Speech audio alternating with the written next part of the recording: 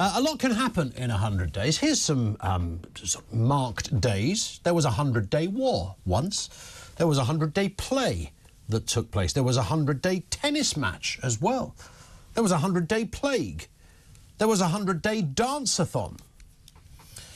80% of that I just made up. But what is a certified fact is that we now have a 100-day Prime Minister.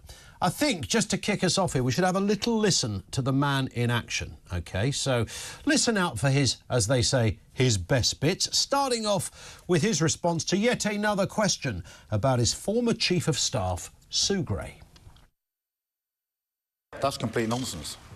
So I hope that's clear enough. Change Britain, we must change ourselves. We need to clean up politics. No more VIP fast lanes, no more kickbacks for colleagues, no more revolving doors between government and the companies they regulate. I will restore standards in public life with a total crackdown on cronyism. It's very important to me that the rules are followed. I've always said that. I said that before the election. I've reinforced it after the election. We've prepared this party for government. We've prepared all of our departments for government. If we are privileged to come in to serve our country, it will be public service for me, as it always has been, not self-entitlement. I call again for an immediate ceasefire in Gaza, the return of the sausages. God, he's good, isn't he? Vote for him. Make him Prime Minister. Give him the job now. Oh, he got it. Winter fuel. Riots, freebies, Chief of Staff quitting, 22 billion black hole cobblers. Half of the supporters around him getting a pay rise because they belong to the right union. The entire cabinet going on a beano to Taylor Swift. I mean, they could even rip down a portrait of Margaret Thatcher, for goodness sake. Look, he's lasted twice as long as Liz Truss, so he has sort of broken a bit of a prime ministerial record in that respect, I guess. But it's reasonable to ask the question this afternoon. How do you rate his first 100 days? 0344 499 1000. I mean, I've got a funny feeling what the answer might be to this, but I'd be failing spectacularly on the eve of that big Starmer anniversary not to ask the question. How do you rate it? I mean, and by the way, I know that we get some very animated people who will call and message in who sit politically on the right.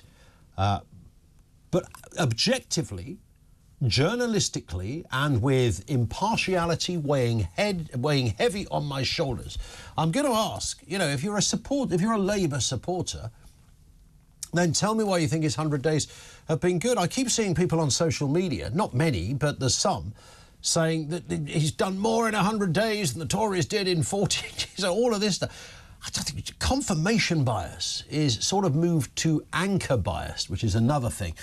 People who are so entrenched in one assessment or one conclusion of an assessment that there's no budging. And I'm sort of struggling slightly. I mean, the only wiggle room I would give him is that it's only been 100 days. So I'd like to think that my Prime Minister, he might not be my particular stripe of politics, I want him to succeed, right? Of course I do. He's our Prime Minister. We all should want our PM to succeed. The mood music has not been great. The hors d'oeuvre has not been encouraging so far. But if you think there's absolutely something in there, in this fella Starmer, that you look at and think, wow. And a lot of this is sort of what is wrong with politics globally. And you know what? Maybe if you're a person of senior years, perhaps you'll say it's always been like this, that great prime ministers or great leaders from whichever country they come are sort of only great after the event. At the time, there's controversy. At the time, it plods along. Only retrospectively can we really assess the brilliance, potentially, of a leader. And at the time, you won't see it, but certainly post their moment in office, you can.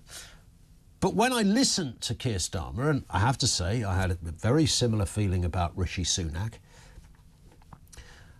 I'm not hearing greatness there. I don't think I'm alone in that, am I? I'm not going, right, here's a fella that is philosophically driven, in the pit of his belly is a burning furnace of ambition for our nation.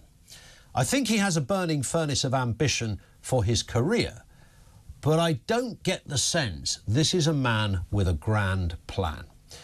Mrs. Thatcher, back in 1979, I was a little itsy character back then, so I don't remember it with any great clarity in that respect, but she came in with an absolute plan. There was a bold plan, as big a plan as you can get.